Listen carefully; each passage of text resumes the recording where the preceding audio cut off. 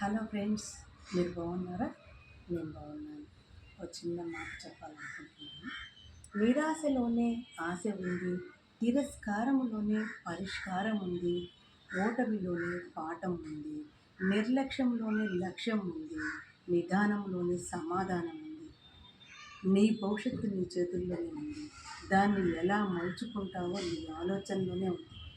జీవితంలో ప్రయాణం తోడుగా సాగని, గుండెలో ప్రేమ దీపం నిండుగా మ్రోగని, దారిలో మమతలే పూలై కురియని, ఇలాగే జీవితంలో ప్రయాణం తోడుగా సాగని, గుండెలో ప్రేమ దీపం నిండుగా మ్రోగని, దారిలో మమతలే పూలై కురియని.